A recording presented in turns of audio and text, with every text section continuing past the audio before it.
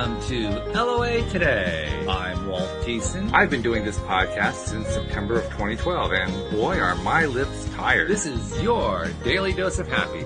We are so happy you decided to join us today. Jody Lynn can't join us today. She's working the family farm stand for the next couple of weeks, so we're going to be doing the show without her presence for the next two episodes, which is a little sad. But fortunately, today's going to be a lot easier than it could have been because we have a former guest returning after it's only been like a month or something like that. Yeah. You were pretty quick to get me back. I liked that. It felt very complimentary. Well, it felt great. I mean, when you were interviewed with me and Jody Lynn, we both agreed, like, we got to get her back. Oh, because it was that kind of a vibe. It was exactly that kind of vibe, you know? Yeah. Well, you're right. It's the idea that we were just saying this a little bit before we started, sometimes it just clicks and the conversation flows and it's so effortless. And it's like, those are the guests you want back. Those are the hosts you want to talk to. And I think it helps when you have people who are also on the other side of the mic frequently, because then it brings us all together with this shared experience of, like, we host, but we also are, sometimes in the hot seat, and it's a good change of dynamic. Yeah. So I actually haven't said who you are. I mean, people perhaps probably saw it in the title of the episode, but Nikki Croce of the Who the Fuck podcast is joining me once again. And, like you said, we were talking before we got started here about the connection aspect to what we do. How, in fact, we were sharing how there was a period of time where each of us were doing 2 podcast episodes a day, which is intense. Yes. It's a really intensive thing to do, but the connections that come out of that are really cool. And it's a great example of how powerful connection is in our lives. Yes. And how powerful conversation is, because I feel like one of the things that I'm learning on my journey is I have to lean into this part of myself that is so passionate about conversation, so passionate about connection, but it also requires me to look back at parts of my life where I was told, like, you talk too much, or you need to kind of rein it in, right? And it's like, so trying to play to your strengths, which may have previously been seen as weaknesses or perceived to be, something that you shouldn't have or shouldn't do, and really allowing that to flourish. And I think, you have a similar energy where it's like, you want to have the conversations because you know that doing that will give you a stronger sense of community and connection and relatability. And it doesn't matter that you've had drastically different life experiences sometimes, because I find that often it's the little details that surface in conversations that you find a lot of connectivity around. Yeah. Oh, totally. I totally agree with that. And in fact, in my own experience, I actually was not one of those people who talked too much. I was one of those people who hid in the corners. I was like the ultra introvert. To give you an idea, my high school class had a reunion a few years back. And at the reunion, they take a picture and so forth. And so we're posing for the picture. And I find myself standing in front of the woman who was the most popular girl in the class by everybody's, imagination. And she turns to me and she says, I don't remember you being that tall.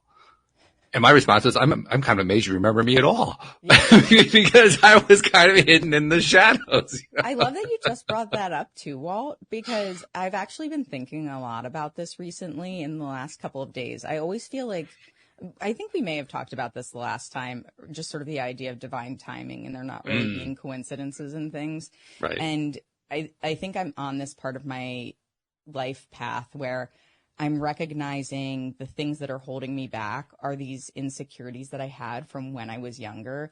And this idea that, I played sports, so I wasn't super unpopular, but I also wasn't like this really popular person who, because I was kind of the hybrid of like a nerd jock, where it was like, I was very much like, I want to talk about my feelings. I'm going to express myself, but then I'm also going to like go on the field or the court and put it all out there. And so I think as I've developed into who I am now, I look at it and I'm like, okay, well, there's this insecurity in the space that existed between those two things that was like, do people like me? Or it feeling like maybe because I was bullied when I was younger, or just that I hopped around friend groups a bit. And it's like, well, what was it back then that made me feel so insecure? Because my wife and I were looking through my yearbook and she's like, baby, you're like the most attractive person in class. And I'm like, I don't know about that. I feel like you're very biased. And she's like, no, like, just like look. And I'm like, okay. And not trying to be like, oh, praise me, look at how good looking I am. Although to be fair, when I was younger, I did say that, and I was like, "Did you really?" It was the mask. It was like no, I'm incredibly certain I'm good looking. Like, no, it's like love fake it, it till though. you make it kind of thing. Yeah, well, hey, there's nothing wrong with that approach. That's a great approach. But it's like I didn't really believe it, and then so I'm looking back at this yearbook with my wife, and I'm thinking, what was it that like made me so insecure? Because it wasn't like, oh, I'm so categorically unattractive that people won't like want to even look in my general directions. Okay, so it's not that. And going through enough therapy, I can tell you, it's like I was closeted. I was hiding myself for a good portion of my life. And so now that I'm in this adult part of my life where those insecurities still exist, but the origin of those insecurities has sort of been leapfrogged. Yes. It's like I got out of it. I know what you mean. Yeah, right. sure. And so it's like if you were this introverted person and you're like, I don't know, I don't expect people to notice me. I think like, gosh, I wonder what people really thought of me when I was in high school. Because my perception of me in high school was like, I carried a lot of shame and anxiety about that growing up. And now I look at it, I'm like, what was I so insecure about? You know? And it's like, did other people see that? And was my lack of confidence part of what made me feel like I didn't belong? They're good questions. One of the things that one of my friends pointed out to me recently is that we think a lot about what other people are thinking about us, when in fact they're almost never thinking about us at all. Yeah, because they're thinking about themselves, or that's right. About them. Totally. But isn't that what we do, right? I mean, we're constantly worried about, what does he think? What does she think? Oh God, I just embarrassed myself. I can't believe I did that, Well, the shame of embarrassment is like a real thing that I held on to when I was younger too, because I think I saw it as very reflective of who I was. So if this moment happens and you're embarrassed by it, it's like, I clung to that shame and I look back on it and I'm like, gosh, how much different could my life have been if I just allowed myself some grace and was just like, this was a very human moment, like move on from it. But we weren't growing up with that mindset. I can tell you I wasn't as a millennial. And I imagine knowing that you're older than I am, that like that was probably even less of the thought of like, give yourself grace. Don't hold on to that, right? Like we weren't talking about those things. Not so much little as not at all. Yeah. I mean, I'm the tail end of the baby boomer generation. The baby boomer generation was the most unsophisticated internal conversation generation that existed. Oh my God, I love that you just said that. we just didn't do that. Well, first of all, you were discouraged from doing so. I mean, well, especially as a male, right? Like I imagine probably even more so. Oh yeah, well that's like that goes with the territory. You almost take that for granted, right? Feelings, male? No, sorry, they don't go together. The only feelings you're allowed are to be really excited at a sporting event, or to be really angry because somebody dissed you. That's about it. I thought I was like excited. The fact that you brought that first, I was like, the next one has to be anger. Of course, yeah. They're the only two you're allowed to have. Yeah, it's fascinating. Well, so when you think about that and like how you grew up, do you feel like what was the kind of the turning point for you where you allowed yourself to go a little bit more inward?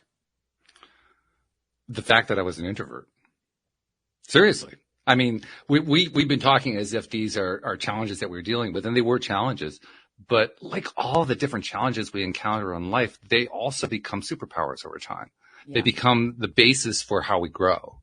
And so for me, the growth started mainly because I went inside because I didn't want to be outside.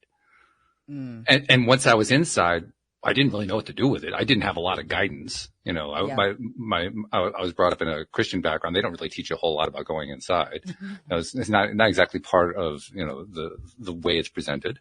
The society certainly didn't go inside. The only time that you ever went inside now, of course, I grew up during the 60s, which was a very volatile decade. And I actually missed most of the 60s because when I was growing up, I wasn't aware of all the stuff that was going on. I found out, I didn't even know Woodstock happened an hour away from where I grew up. I didn't know about it. Oh my God. That's crazy.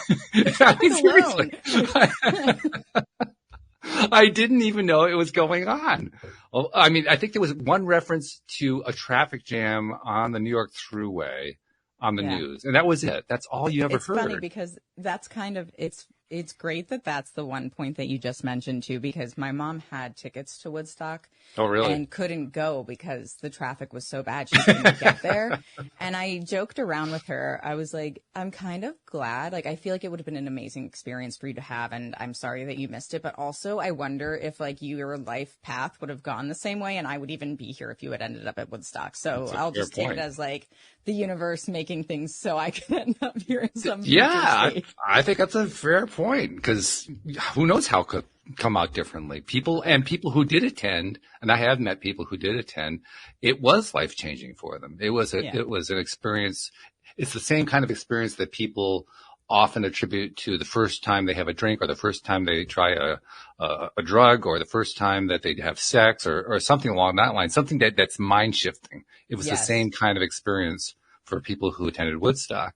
And the stories that come out of course, I mean, you can watch the documentary movie, get an idea of the stories that way, but the personal stories that come out of it, people, they had their own little world that they were living with. Yeah, there were probably 500,000 people there, but they weren't interacting with 500,000 people. They were interacting with 10 or 20. Right. Totally. And so that was their Woodstock experience. Yeah, you're right. You're right. That's an interesting perspective. It's so interesting because from the objective observer, you see it as sort of this very collective, unified experience. But in reality, it was very much like, these are the people that you're with. This is the activity that you're doing together. And I'm sure plenty of those people didn't know each other, and then didn't know each other when they met, and then didn't know each other after the fact. Exactly. If they even remembered it. But if they even remembered it, that's right. But so you were saying, like, so you grew up in the 60s. And so, like you said, it was a volatile time. I mean, there was a lot going on. I actually watched a documentary a couple of years ago. It must have been around 2020, because it was called just 1968 or 68 or something. And so many of the issues are the same. Oh, and God, like, yes. Oh, God, this is bad. This is like we've learned nothing as humans. And intensely so. 68, 67, 68. Well, 67, I was starting to become aware. Of course, we're entering the Woodstock era at that point. 68 was when I was really becoming aware. And I was first made aware by the two assassinations that year, Dr. King and Senator Kennedy. And then later on with the Democratic Convention. And I remember being glued to the television, watching it with my mother, and constantly asking my mother, why are they doing that? Yeah. And now my parents were conservative. So, and my mom was not particularly politically inclined anyway. So she really didn't have any good answers for me. She was trying as honestly as she could to give me answers, but she couldn't really give me any answers. Well, so also, they had a limited amount of knowledge coming in too. Like, I think the information was very limited. The important thing to acknowledge is, like, if we think news is biased now, what about when you had like one channel to watch? Well, 3 actually, but they might as well have been one. ABC, and PBS. Oh, yeah, that's it. Those 3 and PBS, just to make things, that was the educational television, right? Yeah. So. So that was it, and Walter Cronkite was really everybody's, it was the go-to guy. That was the guy you trusted. Yes. And for good reason. He was a pretty trustworthy guy, but nevertheless, that was the source. That's where the information came from. And it was filtered through the Walter Cronkite mindset. Yeah. So it was a role, the 60s, the 70s, the early 80s, it was like it was one great big long extended decade. It was more than 10 years, but it felt like this long period of time. It ran from about 67 to about 84. That was the decade. It was like 17 years, but it was a decade. And that was the Walter Cronkite decade. It was, yeah. So when you were having sort of these moments in your evolution, do you feel like there was a notable shift for you? Because you said you started to kind of pay more attention or see it more overtly in your life, that it started to kind of shift your mindset about like how you were seeing the world also? It was reinforcing what I was already experiencing in other ways. So at 68, I was 11 years old. Okay. 71, I was 14. At age 14. You're my dad's age, so that makes sense, yeah. Okay. So at age 14, I left the church. And that was a little bit uncomfortable because my parents were the biggest donors of the church. So we were prominent in the church. And I was the oldest son. So it was very, very uncomfortable. But I did something that you weren't supposed to do. I read the Bible cover to cover. And in so doing, I said, oh, wait a minute. They left a few things out here. Yeah. And I brought them up, and they didn't appreciate that I was bringing that up. So they pretty much drove me away while I was driving myself away. But anyway, I'd already been going through a questioning process because of that. Mm-hmm. And so now all of a sudden these other, these real world situations come into my experience. And for me, it was just a continuation of a theme. Yeah. I'm being deceived. Here's more deception. Here's another example of deception. Here's more deception going on. It was an ongoing thing. It's like, is there anything that's real? Yeah. Are there any genuine human beings in the world? Which, by the way, was one of my reasons for being so introverted. Interesting. Okay. So can we pull at that thread a little bit? Okay. So, essentially, go ahead. You go. No, I was just going to say, do you think that that's like, was it partially a defense mechanism then? Of course. Yeah. And I think we all had defense mechanisms of one type or another because it was kind of a plastic time. It was a time of, you made the reference to the mask that you were wearing. Everybody wore a mask. Yeah. There wasn't a whole lot that was genuine. In fact, that's kind of what the hippie movement and the sexual revolution and all that stuff, that's kind of what that was a resistance against. It was resistance against the mask and pulling the mask off.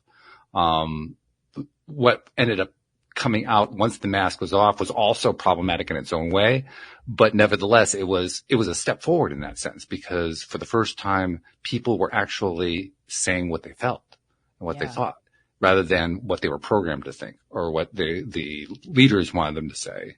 It was what was actually coming from inside, and it scared people, it shocked people, and it was jarring because it was so different from what we were all used to. We were all used to Father Knows Best. Well, maybe not, but that was kind of like the feel of it. Yeah, I mean, like you said, I think it really does come down to this idea of programming, and I feel like some people are a little bit dismissive of that concept because it's so contrarian, but I also feel like it's valid to feel contrary to that. You have to understand that, like, my mom would always say, like, there's three sides to a story, yours, mine, and the truth, right? And so if you're not questioning it. I like that. That's good. Right? That was used a lot when I was a child. I'm sure I was exaggerating things. But, I think about it now even too, because to your point, there's so much more proliferation of these narratives that are there. Some of them are very valid. Some of them are very invalid. And we're trying to navigate that and figure out, like, well, what is the reality of the situation? Things that you're describing, Walt, are things that I feel today. Yeah. Well, I'll take it a step further. For the longest time, I would divide the whole experience, the kind of the way you just described. Some things are valid, some are invalid, and so forth. Over time, I've come to realize they were all valid. I didn't like some of them. Some of them I detested, but they were still valid. Yeah. Because they were meaningful to the people who expressed them. You're right. Yeah. It's the lens of reality that we all look through. And what is reality? Even, I mean, that's like my little stoner brain being like, well, what is the meaning of life? Like, let's go there. But, so, like, as somebody who felt like you were very much introverted when you were younger, like, and because of sort of, like you said, maybe a little bit of distrust in the world, do you feel like there was something, like a pivotal moment that made you feel like you wanted to tap into your more extroverted side or your more sort of connective human side, if it's not extroverted? Because I don't want to place that on somebody who is more introverted and be like, oh, well, you wanting to connect with people means you're extroverted, because it doesn't necessarily. It's the way that we want to interact with each other. Like, when did that switch flip for you? Introversion is one of those complex topics because it can have so many different meanings for so many different people. So I'll define what it meant for me. Okay, great. For me, introversion was being afraid of talking with other people. It was being afraid of interacting with other people and doing everything I could to shield myself. That completely off the table with this show. Right? We tried to get at our truth as quickly as possible, whatever that truth may be.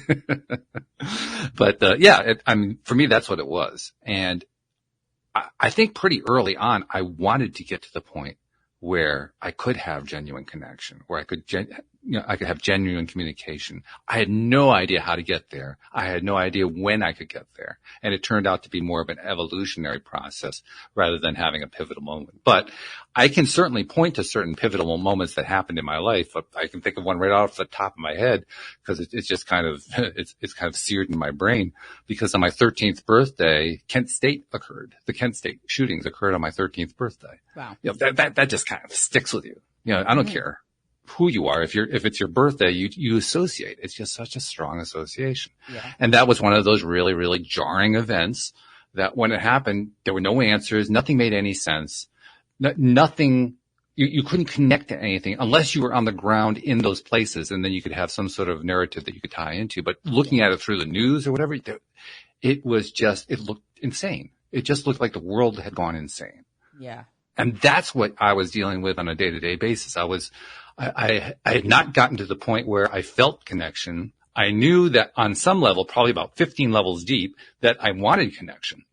I had no idea how to get there. So in the meantime, I'm just dealing with this series of events that was going on. And there were a lot of them. I mean, you have, 68, the shootings and the convention. You got the Pentagon Papers. You got Watergate happening. You got the war in Vietnam. You've got the Kent State shootings. You got the anti-war rallies going on all over the place. You got the sexual revolution going on. You've got, it's like it's this cauldron of all this insanity going on. It's just like overstimulation to the max. It is. It really is. It's totally overstimulation. I can only begin to think about what it would have been like if we had had social media at that time. And I say that because we really had very limited information flow. Mm-hmm. Today, I think one of the things that makes the world seem crazy is the massive amount of information flow. The stuff that's flowing informationally is actually not new. It's been going on for generations in all the different forms that it's playing out. It's just that now we're all directly exposed to it through the social media in a way that we never were before. Oh, sorry. No, go ahead. I was just going to say exposed to it for sure. And then also being given the opportunity to talk about it, right? And that too, yeah. The fact that we can communicate with other people in various parts of the world, living completely different experiences, but seeing things through these lenses of this is the media that they're being served, this is the media that we're being served, what's actually happening. You sort of have people who are almost like kind of in good faith trying to say, this is what's actually happening. Here's what you're seeing, but this is what's actually going on right now. Mm-hmm. Now, there are people doing that on the flip side, and some of those things aren't actually real. But I think that idea that we can connect through social media, it's less about the social connection and the bonds I think that you're forming in certain ways. I think one-on-one interactions are more ideal for that, or listening to a show and feeling connected to a message. But when you look at social media, it's the proliferation and the pervasiveness of these stories and these narratives that didn't exist in the time that you were talking about. And so it does feel a lot bigger. I think in some ways it probably is also bigger because of the connectivity, like actual digital connectivity and the way things can grow. But I think to your point, it's like there was such a drastic shift and this mindset shift too, of like, you can have all this information. So it's like, it's nonstop also. It's like, there is no break from the news anymore, which is like, you have to actively choose to not pay attention to it. And sometimes I legitimately need to. I need to like step away from it and be like, this is not It's okay. healthy. Yeah. It's healthy to step away. And in fact, that is something that's missing because, during that time, obviously we did not have social media. So obviously we did not have that constant flow of information like we have today. So what do human beings do when they have a limited amount of information? Well, the brains fill in the details. Mm-hmm. That's what makes storytelling so effective. An effective storyteller doesn't try to tell you all the details. The storyteller tries to get you mentally in the place of what happened with the story and let your mind fill in all the details. Well, we were doing a lot of that. In fact, most of what was going on in our minds was exactly that because we had so little information. I mean, the stuff would literally trickle out. And then, okay, here's one more piece. Let's put that in the puzzle. Now, how does the puzzle look now? Did it shift any? Did it, you don't have time for that today. Yeah. Now the stuff is coming in so fast. If you were to try to take time to do that, you'd have to basically turn off the social media for a week and go sit in a corner and just think about it. Yeah. Which also, if I'm turning off the social media for a week, that's not what I'm doing. I'm Right, actually exactly. actively leaving that stuff behind. But then you come back and you're like, I've only been gone for a week. How has this much stuff happened? That's right. It's a balance. It's a balance. It's also, it's about the internal connection too, because like we were saying before, the connections that I was reaching out for were based on the fact that I had gone inside to kind of hide from the fact that everything seemed unreal. But by the same token, when I am outreaching to find those new connections and making those new connections, and that's literally what the story of the podcast has been all about for me, just all these connections I've been developing. But those new connections help me not only to see the world differently, but to process the world differently. And so because of those connections, I'm able to handle that flow in a way I couldn't have handled 40 years ago. See, the connections that I had when I was growing up, you have a very limited set. You had maybe, some people had more friends. Well, a lot of people had more friends than I did. But, I had 4 or 5 friends. That was my circle, so to speak. And that was it. That was my filter. Yeah. I had nothing else to go with except for that filter, right? Mm-hmm. But now, if I count all the people that I have met just through this podcast alone, I mean, we're talking hundreds of people, that I, have varying degrees of connection with, but nevertheless, the connections are there. Those connections, they explain things to me far more than that group of 5 could ever have done.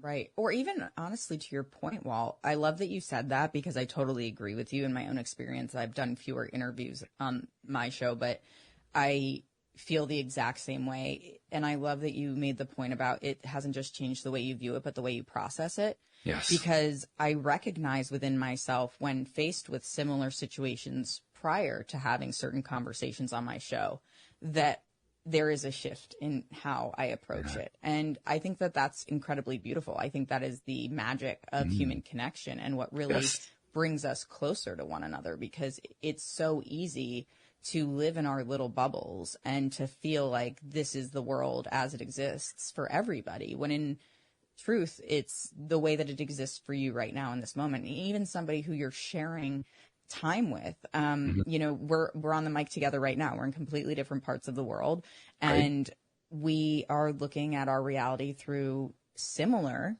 lenses because we're on this call together, but it's also very different because we've had such different lived experiences. And so there's no way for me to say like, oh, I know exactly what Walt's thinking right now, and vice versa. And I feel like when you get to a place where you have these frequent conversations that are opening your mind and your heart and your belief system, then you start to, as you said, you get to fill in the details, but it's in a much more intentional way. It's not like you're grasping to find like the pieces. It's more you're taking the data points and you're now processing them in a way that gives you a chance to cultivate your reality in a way that's most meaningful to you. Yeah, I like that. That's true. And I love the distinction that you made, because I can totally be on board with something that you say, but I can't know what's going on in your mind, even though I'm hearing you express what's going on in your mind at that particular moment in time. That's a really important distinction. That's really, really important to think about too, honestly. I feel like it is moments where I'm like, pause, wait a second, don't go there. Yeah, somehow my filter for that just kind of went away. I lost that filter years ago. Just go there anyway, screw it. I love it. But no, that distinction to me is really important. That distinction is the root, I think, to sanity. Because when you can recognize that just because somebody is sharing something with you that you like, or perhaps sharing something with you that you don't like, doesn't mean you now have the handle on who that person is. You don't. There's a whole lot more to that person than what they're just saying in that moment. I love that you just said that. So it reminds me of something that I saw a couple of weeks ago. It was maybe like a YouTube short or something, and it's not directly related to the type of information that we're talking about here, but I think it pertains in sort of an abstract way. And the person said, having a crush is just a lack of information. And so if you think of it as like you like somebody because of like what information you know about them, forget it being a crush. It could be like you like somebody just as a human being, right? And it's because you first met them, and this is a first impression is the lack of information. That's probably a better, more like wider range of explaining it. And so when you meet somebody and you're like, this is my feeling about them, this is what I believe about them, it's like we allow ourselves to sort of perpetuate this idea that the impression that we've gotten of this person is in fact who they are, and not actually like, I'm going to uncover more information to validate or invalidate that. We're just sort of like riding the wave as it's happening sometimes. And we perceive people to be different than they truly are. And I look at my last relationship, and that was like the ultimate example of being like, I've convinced myself that this person is this type of way, and this is what these things say about that person. But in reality, it was like, that's the narrative I'm telling myself about this person. That's not who they actually are. And I think we have to step back more frequently and ask ourselves if like what we're thinking about somebody, whether that's someone else or ourselves, is actually the truth, or if it's something that we've sort of conceived in our minds to satisfy that need for the narrative to flow a certain way. I love that. I'll even take that a step further and say, to me, it becomes the basis for relationship. Yeah. Because if I can recognize moment to moment that I really don't know you, I simply know what you're sharing with me, then I can make it an adventure. Well, I wonder what the next thing is that Nikki's going to share with me. Is it something that I'm going to like? Is it something I'm going to disagree with? What's it going to tell me about her? Is it going to confirm something that I thought was true? Or is it going to show me, oh, wait a minute, there was another angle I hadn't thought about before? That's the discovery process. To me, that's the best part about a relationship. I agree with you completely. That's so insightful, Walt. And it is. And whether it's friendships or romantic relationships, or even honestly relationships with our families, because as I've gotten older, and especially since losing my mom, my dad's and my relationship has changed drastically. It was never that we had a bad relationship. My dad has always loved me. I've always loved him. I've always known that. But losing my mom kind of forced us to both realize that we needed to have different dialogues, because my mom wasn't there to be part of the conversation anymore. So now it's like, well, who are you, man? Like, what's your story? Because my mom, much like me, was the talker, and turns out my dad's actually quite a bit of a talker. I just didn't know. Oh, really? Okay. Yeah. And I was like, oh, okay. So I think, he and my mom must have been having great conversations that I was just not privy to. They were married for almost 40 years, but I think about it, and it's sort of like you get to know all these different parts of people also based on the time in your life and the circumstances around them. And as devastating as the loss of my mom is was and still is, what I'm grateful for in that is recognizing that there was so much more opportunity for my dad's and my relationship to grow, and for us to see more of each other, and to be less, guarded in the things that we feel we can expose and share to each other. And so for me, that's been like a really interesting journey within the family dynamic. It's really remarkable to me how exactly what you just described. We go through these traumas, and losing your mom is certainly a major trauma. Yeah, for sure. And yet, out of that trauma, look at the beauty that has come out of it. I mean, you became immensely closer to your father because you both perceived, oh, we really need to do this, and it was both of you at the same time. Or maybe not exactly, right? But yeah, right. It was built in. Yeah. Yeah. I would say yes, to confirm what you said. I do think it was pretty much around the same time. And it was. Okay. Also hear my dad being much more open-minded to things that I want to share with him, or things that I think could help him on his personal journey, because he started going to therapy after losing my mom, which, to be honest, I was not sure that he would, and I really was hoping he would. And he, as being in the baby boomer generation, as I'm sure you've experienced with plenty of people in your life, like there can sometimes be a resistance to certain conversations, and not that there aren't resistance at every level, but I mean, whatever gave you that idea? Delicately, I didn't know. But welcome to my life. Right. I'm like, what is it like for you to have those conversations with people? Man, I can't imagine. Because to me, it's like, they're like, you're a millennial, like, get over yourself. But I think that, what is it with that? I don't understand where people come from when they're saying this. Thank you. I just don't get it. What's that all about? I don't know. I feel like, okay, so my wife and I have a theory on this. It's like, and I'm sure this isn't just us, but I think that, a lot of people, when we look at our families generationally, I kind of give this equation sometimes, or this example sometimes, is like, so baby boomers, your parents were basically like the silent generation. Like they went through the depression. They were like, Oh yeah. whatever you need to do to like make your life okay, you do that. You make sure you're good. And then you can Right. help other people, but make sure you're good. Right. And I think that sort of cultivated a generation of people who are also kind of, as you said, there were a lot of masks, and the phrase that my wife often uses is it's like the keeping up with the Joneses idea, right? Yeah. Like you got to have the thing or be the way that everybody wants you to be. And so it kind of, and my mom would have even said like, children were to be seen and not heard. Oh, yes. It's so true. It was so And- true. We even had our own table. I mean, we didn't even get to Right? sit at the same table. We had a different table. Blows my mind. And I think that idea, is that you sort of lose the connection in the relationship that you have with people there. And I think, because our parents were of that generation, part of them was like, we want you to have things that we didn't have. We want you to be able to express yourselves in the ways that we weren't able to. But then when you do that, it's a little bit like, why are you doing that? Why are you like that? And we're like, because you wanted us to be. And it's like, well, now that you're challenging us, I'm not so sure that we like that about you. Which is ironic because that's exactly something that a baby boomer should recognize, because that's exactly what we were doing. 1,000%. And this is the thing too, is that I find really comical because of the way that the generations have played out, and looking at the 60s to like the 2020, like the late 20 teens and early 2020s, it's like there is so much similarity that it's like, if anything, we should be relating more to each other and trying to empathize. Yes. Yes.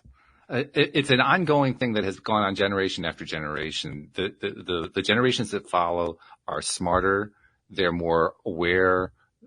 They're more focused in on what's currently going on. Well, that's a big part of it, right? Like and that's been true. Every single generation's been like that. There's never been an exception to my knowledge. Now, maybe if you go back 10 generations, you can find an exception. I don't know. But as far as I know, that's always been the case. And that's not well documented at that point. So who knows? Well, this is true. Yeah, there is that. So again, there's that inference being filled in, but we'll just go with the idea that the inference is accurate. We've gotten smarter and a little bit better as human beings. Although I think so.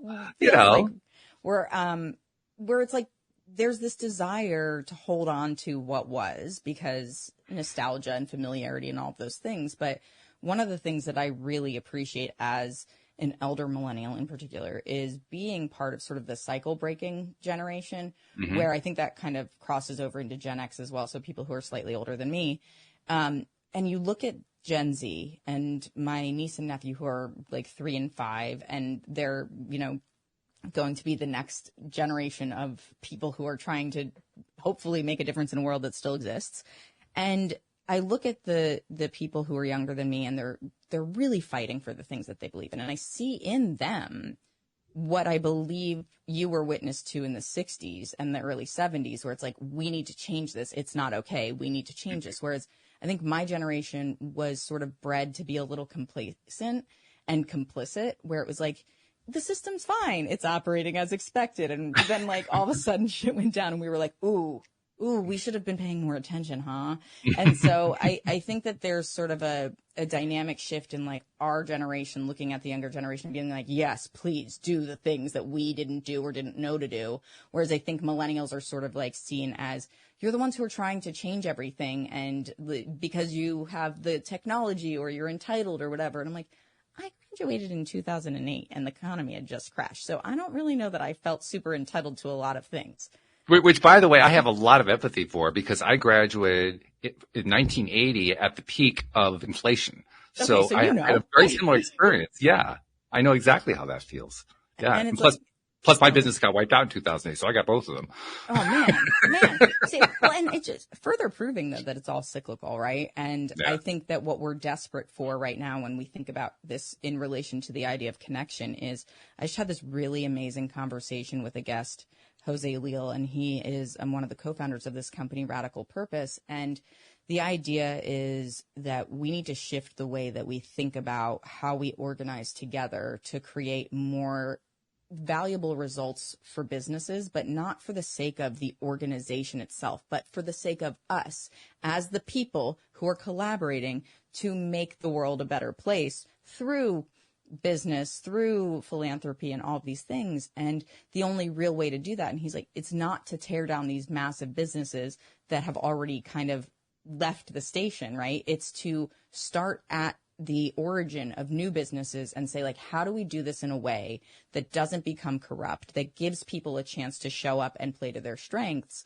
And I think that that is something that like can only happen as we're going through this journey and progressing into different like mindsets as younger generations come in, because you see them being more community based, wanting to rally around social causes. And I feel like I grew up in the 90s and man, I wasn't paying attention to any of that. Like it just wasn't top of mind. I hear what you're saying. And by the way, I love the way you were expressing the idealism of it, because I think that's wonderful. I think it's fair to say that no matter what approach a person or a group or a generation takes, it's going to corrupt itself over time. That's just going to be a given. It's going to happen. So are we going to be okay with that? That's the first question. Can we be okay with the fact that it's not going to come out the way we expected? Well, because nothing's really predictable. It really isn't, you know. In fact, it actually, you can predict that it's not going to come out the way you had. Right. It's fairly safe to assume that's not going to work out that way, right? So let's just be okay with that as step one, you know. Okay, so it's not going to come out what I had. Maybe it's going to be something better. I don't know. We'll find out, you know.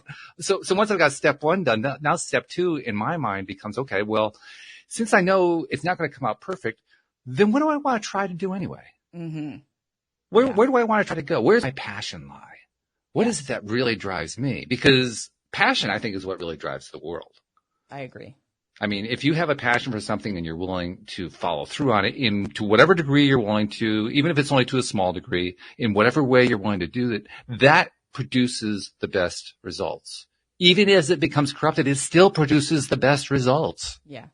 Yeah. It's interesting too, because I think passion and purpose often go hand in hand. I said to my wife yesterday, I think I'm just realizing that if something doesn't drive towards my purpose or provide some form of like soothing or emotional regulation, like I'm just not really interested in it.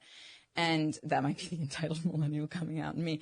Like, as I said, we'll save the topic entitled for a moment because I want to bring that one in too, but go ahead. But I think that, you know, for me, it's like the podcast and these conversations and sharing this message of the importance of human connectivity and the gratitude that we have for that connectivity is the thing that I am most compelled by in my life. But there are also little things that I can do from like an e-commerce perspective where I'm like, oh, I'll like make these designs and I'll sell these. And it's just, you know, something that regulates me emotionally. It's nice to have some passive income. Great. But where I find myself grappling and feeling the least authentic is when I'm pigeonholing myself into a role that is like, because I'm good at it or because that's what you're supposed to do. And it's like, if we do, that was me. If we just do what we think we're supposed to do, then we're not going to be happy unless the passion, as you said, or the purpose intersects with that idea of what you were supposed to do actually also so happens to be this thing that gives you some wonderful sort of when joy. that happens. Yeah. Right? Yeah. Great. It's rare, but it's wonderful. Yeah. Yeah. Yeah, but I also totally think it's wonderful to like recognize that that's not what you want and to find your own path. I just think it's more grueling at times. I love that you mentioned entitlement. That's why I want to bring that one back in. I know my generation and the Gen X generation come down to millennials on this whole entitlement thing. And I want to share with you my take on entitlement. Because from where I sit, entitlement means I'm entitled to something and you're not. And so therefore, if what you feel you're entitled to is different from what I feel I'm entitled to, you must be wrong and I must be right. Okay. Yeah. And that's what the whole complaint about entitlement is really all about. You're not behaving the way I think you should behave. Yeah. Oh, 100%. No. And this is the whole issue too with like being a millennial of a baby boomer is like, but you're the ones who told me to like be strong, stand up for yourself, do what's right for you, do what, you know, that do something that serves you and serves your soul and not serves you in like a very selfish way, but be who you are. Like, I do think that my parents encouraged me throughout my entire life to be who I am. They provided love and support, but man, I will tell you, when you challenge them on something that they don't want you to challenge them on, Mm-hmm. it is like, you remember what you taught me, right? You remember why I Right. don't like this, because Yeah. I'm in fact your child. And my dad would Exactly. say, he's like, you and your mom butt heads a lot because you two are so similar. And I'm like, because she was one of the people, Walt, in the 60s who was pushing back. She was one of the, like, I don't want to be like first women in the world, right? But she went to college and her goal was to have a career. Before her dad passed away, she said he had told her, you're never going to get married. You're too stubborn. Like, you're just Oh, not, wow. Yeah. like, and she was like, I'd rather be alone for the rest of my life than alone in a marriage. And she was doing really well for herself. Mm-hmm. And, you know, she met my dad shortly after her father passed away. And it's like, she knew the life that she wanted and she went after it and the thing that she would always say to me is, you know, she went to a 2-year college because that was pretty common when it was in the 60s.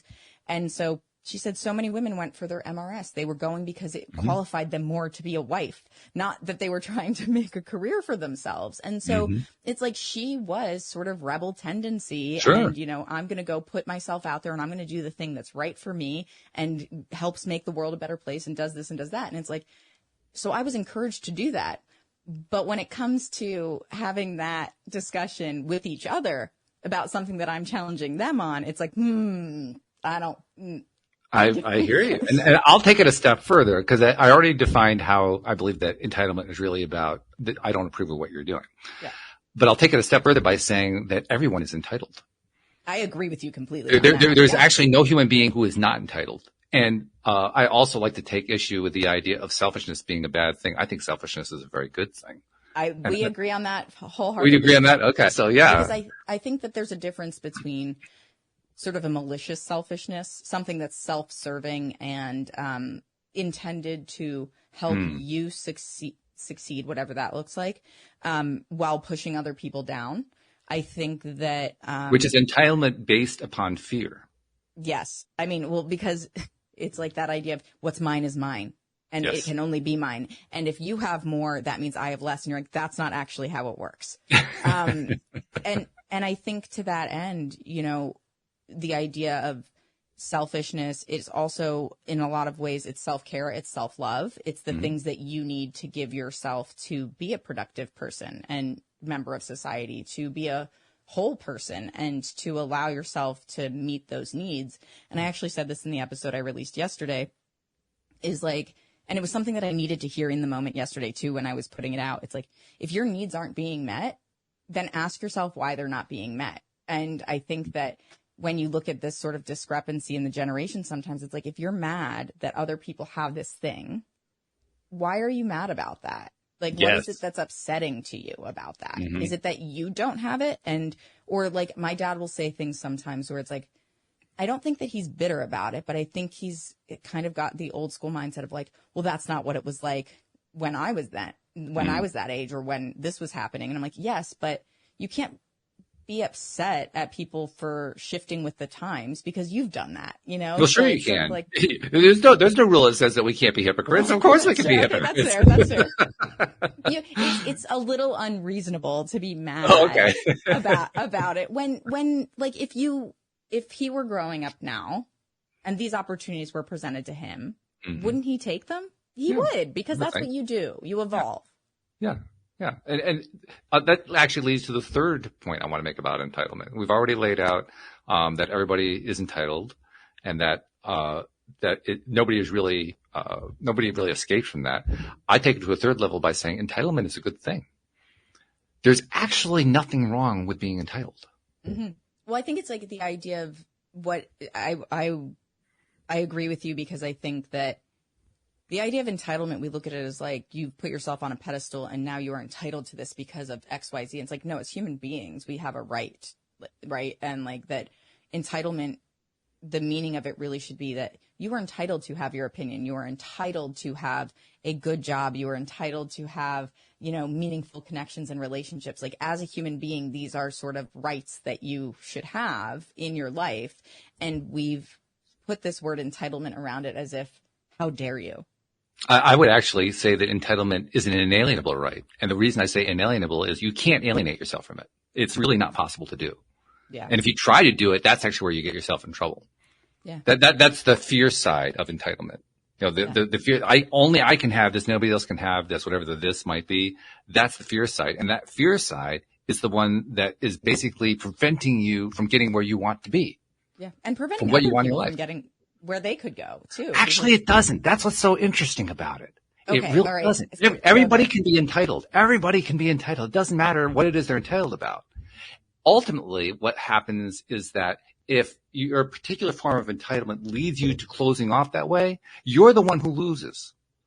I mean, no one else really loses. The only reason that somebody else loses is because they disapprove of the fact that you're entitled in that way. So they start kind of closing themselves off. So really, the negative side of entitlement isn't that entitlement is bad. It's that we keep closing ourselves off because we keep pointing the finger of blame at somebody else. I agree and probably disagree a little bit on Okay. this. And Cool. We finally found something we could disagree with. Everything's been agreement so far. Like, oh my God, we found something. Challenge it though, but it's foundationally, I understand what you're saying and I agree with you. The part that I think is hard for me is I look at the way the world has evolved and the disparity, particularly my brain goes like wealth gap, right? It's like, it's just unreasonable.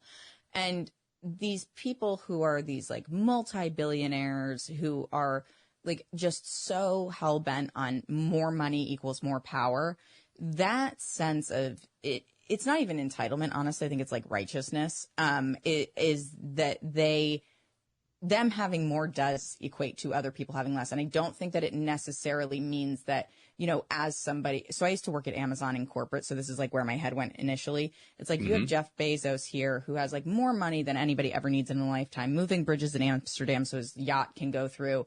And then you've got people like, what is your life? But then you have like people in the warehouses or delivery drivers who like don't get bathroom breaks, can't do these things. And it's like, but their life circumstances have dictated that, this is the means that they have to employment or whatever it might be. Mm-hmm. And I'm not saying that those people might not be able to find a path out or do something differently. Like hopefully can and have more means to do that, but not everybody does. And so I think when there's such a gap like that, it's hard for me to fully agree with what you're saying, even though I think foundationally you're absolutely correct. I think that the way the system's built, it is on the backs of people who are not able to reap the benefits because of the power dynamics that exist and need to basically be shattered. But that's entirely more complicated conversation. Well, that's right. Let's go. We like rabbit holes around here. Rabbit holes are fun. So let's go down this particular rabbit hole because I like this one. I totally get what you're saying. And in fact, I think that one of the things we talk about here a lot is resistance because we're talking about law of attraction so often and resistance is a big portion of, why am I not getting what I want? Well, because I'm resisting in some way. The resistances that exist in this world are, in all cases, they're created by us. But like you point out, some of them are so big and institutionalized. I mean, they're kind of ingrained that they seem overwhelming. And so we feel overwhelmed by them. Yeah. So while I can, on the one hand, say, well, yeah, we're the ones creating all this for ourselves, that's a far cry from saying, I know exactly how to climb out of that because I often don't. I'm often trying to figure out how the hell am I going to get out of this mess? Yeah. That's all of us, right? That we're all doing that. So the guy who's working in the warehouse, he's got a whole bunch of resistances that he's built up through, he's got a lot of help building them up. He got them from his parents and from his friends and from his associates and his teachers and his employers. I mean, all these people feeding in all these different resistances and he's a good neuro person. So he takes it into his neural system and he just puts them all into place. And now he's got all these resistances in place. Yeah. Well, yeah, he's the one to put him there. But by the same token, it feels like, oh my God, I am so overwhelmed by this thing. What the heck can I do? Yeah. So when I frame it that way, then I say to myself, well, that gives us all kinds of opportunities, doesn't it? Because for those of us who like to figure out ways to break through those kinds of resistances, well, we can jump in and say, well, I figured out this one. I'm going to share it with the world. And here are a bunch of people, including this guy who's working at Amazon, who might benefit from that. Oh, this is great. Okay. Yes. Got a new way to break through on that particular resistance. Or if I'm somebody who's perhaps one of the creators of the resistances, right? And then life comes at me and slaps that resistance back in my face for the hypocrite that I am. Like, oh my God, now I got to deal with the fact that I just been putting this together for all this time. We get all these opportunities to grow. That's what these really are. They're all opportunities to grow. And sometimes we grow, sometimes we choose not to. But those times that we do, this is what I love most about my podcast. I have learned so many different ways that people have risen from traumatic situations, from scary situations, self-imposed jails. I mean, you name it, and created mind-boggling change in their own lives. Oh, 100%. Massive improvements. Yeah. So I guess what I'm saying is we can look at it a couple ways. We can say, yeah, there's this horrible structure where everybody's feeling so tied up, so closed in by a system. And then I can also point at, wow, look at the way people are breaking free of it. Oh, Not everybody, but there are some people who really are saying, screw this. Yeah. Screw this model. Screw this situation. I'm going to break through anyway. And they do. Yes. They do. It's such a good point, Walt. I'm so glad that you said that too, because when you started, I was a little bit like, okay, where are you going to go with this? And you're right, because I do think that there are systems that are built to hold people back, keep them down, allow the rich to grow richer and more powerful, because really it's not even about the money. Money is a construct, blah, blah, blah. But the reason they want the money is because it gives them the power. The people who are in, and the reason they want the power is because they're afraid. By the way, I'm just 1,000%. I mean, this is another episode on like how they need to heal their child wounds. Love it. I think about this a lot. I can tell, yeah. But I think that you make a really good point too. Is that we do hold ourselves back in a lot of ways. And frankly, I think about like my recent departure from tech and the anxiety that I've had. I was just talking to one of my best friends about this, about abundance and thinking through that lens, because we both left our tech jobs and decided to go all in on ourselves. And that is a scary place to be. You are leaving a nice chunk of salary behind that a lot of people are not fortunate enough to have in their lifetime. But I didn't get that by not trying, right? Like I graduated in 2008. I started my first job making less than I think maybe $12 an hour. Gas was $5 a gallon. I was traveling 100 plus miles round trip. Like I was not even paying for what I couldn't afford my gas with what I was getting paid. And I was at a point where, I kept switching jobs every couple of years because I was like, I just need to find a way to make more money. And so I honed my skill set and I moved jobs and I would make more money and I did all that. And then I got to this point where I was like, okay, this is the point of diminishing returns. Yes, I could keep making this money. Yes, I could keep making more money if I wanted to, but I'm not going to be happy doing that. And so like the thing that I'm resisting is that pull towards my purpose. And the reason I'm resisting that is because I'm afraid of the lack of stability, because graduating during the recession was really scary. There weren't jobs. I couldn't get anything. And at the time I didn't have a skill set. So this younger part of me is going, well, you have nothing if you don't have this job, right? But that's not true anymore, because now I have 15 years of experience and I have the credentials that can go with it. Should this venture that I'm on now like take a turn, then I can go back into an industry and do something that I need to do. But if I continue to resist this pull towards my purpose, then I'm going to continue to be unhappy no matter how much money I make, because like there's something within me going, that's not meant for you. And so you have to identify like what feels right, what doesn't feel right. And like you said, it doesn't always happen like, overnight. You have to go through those ebbs and flows of your evolution. It never does, actually. Right. And find that path. And I think that can be really hard. And I think for a lot of people, it's probably seems really inconceivable to be able to escape like the grind the way that it is. And I will say, that the thing that I find really inspirational now is that there are so many content creators who are trying to help other people figure out ways to get out of that grind and do something for themselves. And I know how passionate my wife is, having been an entrepreneur her whole life, that she's like, I just want to help people who feel like there's no way out, understand that they can do something for themselves the way the world exists today. Yeah, I love that. Oh, beautifully stated. Really beautifully stated. I'm also thinking about something else too. When you've been in this life, when you've been in this world long enough, things start to become clearer after time. For me, from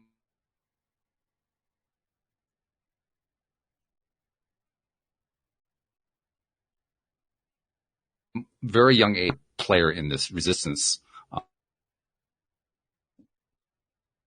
We got two blips. All right. Are we connected there? Yep. Okay. I think we're back. It's like, whoa, where did it all go? All right. If you've been in this world long enough. Yes, right. Well, if you've been in this world long enough, once you realize that technological issues happen, and there's an example of it. But no, what I was going to say is, if you've been in this world long enough, you begin to realize that the dreams that you had that you thought you had to give up come back. Mm-hmm. And that's one thing I've been experiencing. Very early in my life, in my 20s particularly, I became aware of the role the monetary system plays. And I actually developed an interest in it that most people would consider to be sick, because I was just so focused on it. And I didn't have any solutions. In fact, the more that I delved into it, the more I realized exactly how it was failing us, and exactly how the thing that was failing us was going to basically keep it in place. So I didn't see how to fix it. I saw a lot of potential solutions being offered. I knew none of them were really going to do it. And so I kind of had to leave it behind, in part because I just needed to, for my own self-preservation, for my own self-development. I had to be able to move on with my life and do things. Only in the last couple of years, I just stumbled on something that I think becomes I guess you could call it a model for how to shift the whole thing.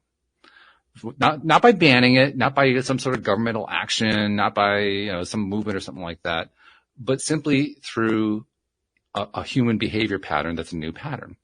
And let me describe what I have in mind for that. Now, there are lots of ways this could play out, but this is the one that I've come up with for myself. A couple of years ago, I came up with an idea for how to help people who are Facebook group admins.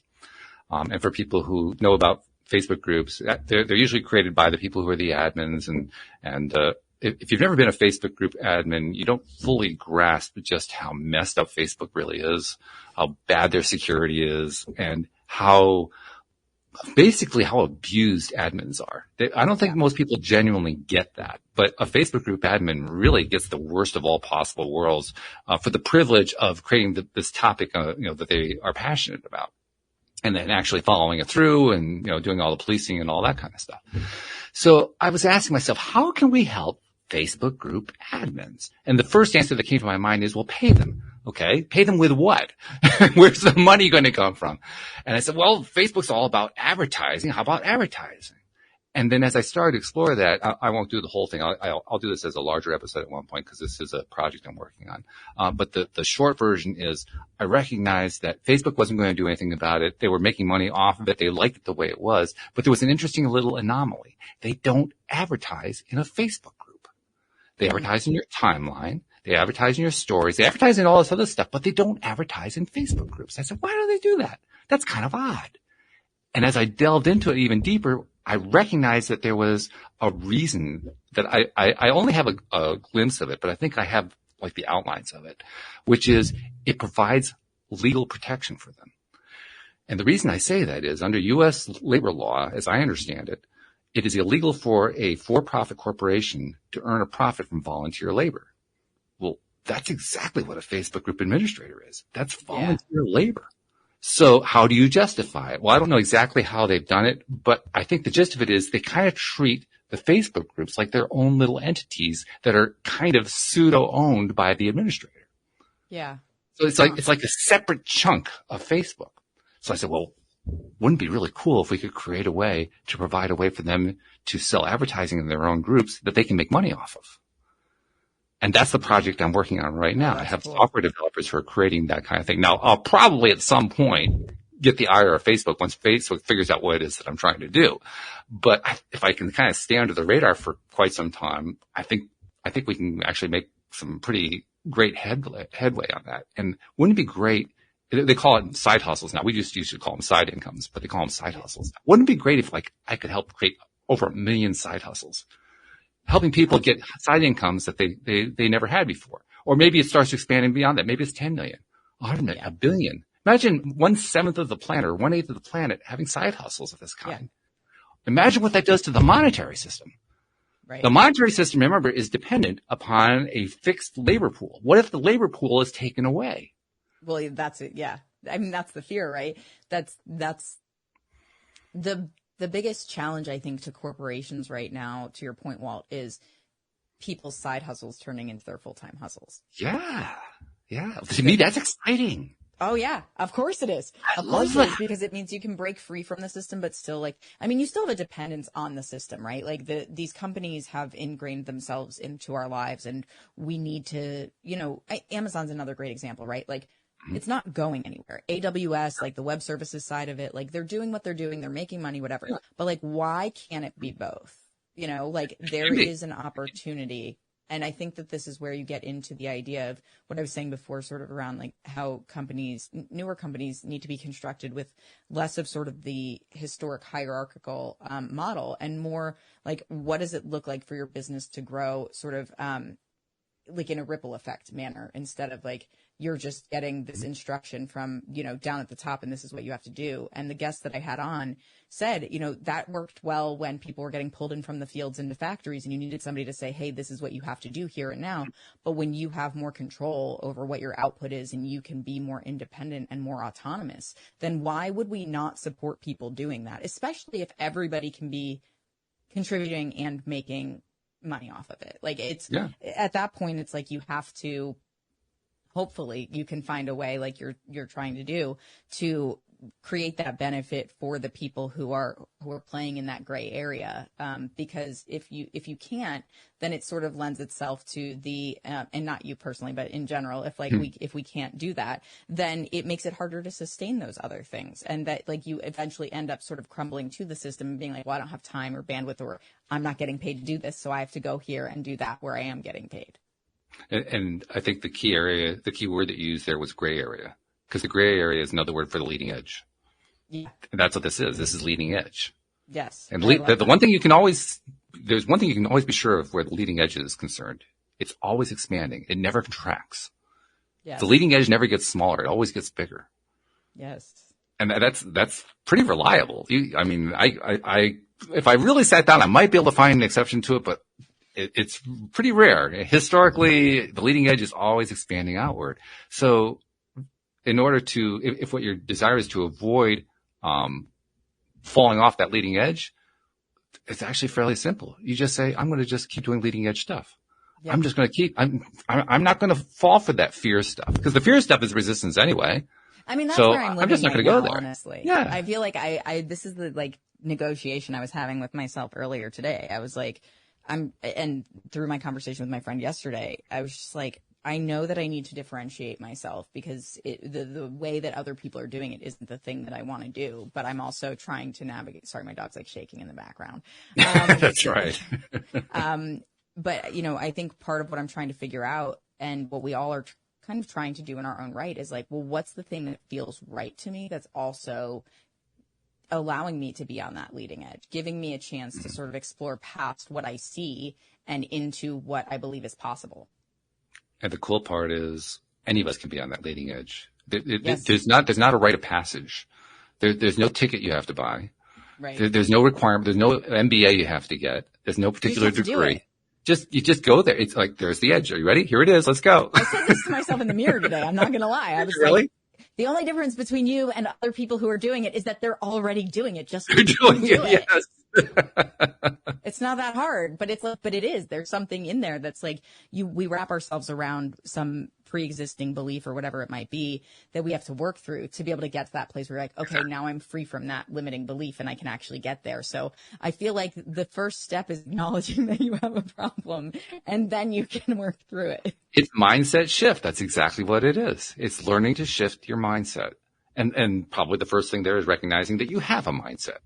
Yes. If you recognize you have a mindset, now you know where you're shifting from. 100%. Okay. Now you have a position. You have a position in the 3-dimensional space that we're working in. Okay. Yes. Great. Yes. You got a position. Now where are you going to go with it? Yes. It's over there. Just go over there. And it's like sitting with it too, right? Because I think part of what I recognize with myself and what I do resist is that I resist the discomfort, which I know is not super productive. But then when I sit with it and I'm like, what is it that I want? I think sometimes going in with an expectation of what you're going to get out of it is limiting. And 100%. What I need to do is go in with like an open mind and think, okay, whatever comes out of this comes out of this. And this is what you were saying earlier. So it really did kind of come full circle, right? It's like, it's whatever's going to happen is going to happen. Control the things that you control in the ways that make sense, but don't assume that like what you're trying to do is going to net the exact result that you're going for. That's right. That's exactly right. So you don't worry about, you don't sweat the details. You don't sweat the little stuff. You don't sweat all the stuff that, is going to go wrong and it's going to get contorted and distorted and contracted and all this other crazy stuff. It's going to happen. Let it go. Fine. Yep. I mean, Jeff Bezos, you mentioned Jeff Bezos. He has one of the most healthy attitudes on this of anybody I know. He knows for a fact that within 35 years, Amazon is going to be beaten out by somebody. I mean, there is an honest, accurate description of what's going to happen. He knows it. I mean, it's probably easier to have that feeling when you're like, well, it's cool though, because I don't really. Well, you're a gazillionaire. Yeah, that's true. Yeah, but it's accurate. He knows. I mean, right. That's just facing the reality of it. He knows it's going to fall apart at some point. It's confidence. It's like, it's a confidence in what is inevitable also. And I think that is valid. I think that the more that we get in touch with, like you said, the reality that some things will fail or not go as we expect, then it gives us more freedom to kind of play with what could be, instead of feeling like we're confined to what our expectation is. And I, in my own experience, and I see it with other people too, is like we set an expectation, and if that expectation's not met, we see it as a failure, and it's not a failure. It's life. So much of life is the experiment. It's a skill also, a skill of learning how to embrace the failure and say, yes, one more thing that I learned from. Yes, one more thing that, it was painful, but boy, did I learn a bunch out of that. Yes. The most impactful learning experiences in my life have been the most difficult. So you're 100%. It really pisses you off, but it's true. Oh yeah. No, you're like, that's crap. I can't believe that's how we have to navigate this. But at the end of the day, it's those moments that really shape our perspective. And like you said earlier in the conversation, it's also the dialogues that we have with other people who have gone through similar or different experiences that show us, this is how human resilience works. And the power of that is that we get to acknowledge the things that are going to help us grow. And when we take the lead in our own life, then, I think the possibilities are just they're endless in relation to like what our means are, is what I'll say, because I know not everybody has like the same jumping off point, but I do believe that if you're passionate, as you said, and you're willing to grow and change and understand that you're going to have those failures, then at the end of the day, you're going to find yourself on a much happier path. And that doesn't necessarily mean wealth. Wealth is not what creates happiness. Wealth creates security, and security can often help us feel more at ease and safer. But at the end of the day, like, are you happy? Do you have joy in your life? Do you have gratitude in your life? Regardless of all the other things that are going on, like those things will help you navigate the harder parts and get back to those. Yeah, they do. Those other pieces they also help you understand a new way of understanding what wealth is too. You start expanding your idea of what wealth is. It becomes beyond just dollars and cents. For sure. And wealth becomes, there's a wealth of information, a wealth of knowledge, a wealth of understanding. And when you take all those wealths and put them together, wealth becomes an entirely different topic. Well, and wealth of connection, to your point. Yeah. The abundance of connection that you and I have created through our shows and just relationships overall. It's like that has had much more of a tangible impact on my life than the amount of money I've earned. I got to tell you, Nikki, we loved having you on the show last time. I know Jody Lynn was, really upset she couldn't join us today. I think this episode was even better. I mean, we just went off on this exploration that was just, that was like fly to the moon and back again. This was really great. I love it. I'm so glad. I had such a great time. I'm so bummed Jody Lynn wasn't able to be here, but you know what? What I will say to that in the vein of the conversation is, I feel like it strengthened our connection and gave us more opportunity to kind of dive into those parts of ourselves. And you know what? I really appreciate you all, and I'm so glad I was able to join. I love that you could join us, Nikki. Totally appreciate you as well. Best of luck continuing with the Who the Fuck podcast. I love the name, the Who the Fuck podcast. I mean, come on. I feel like it's controversial for some people, but the thing that I will say is that the premise behind it is really like, who am I and why am I the way that I am?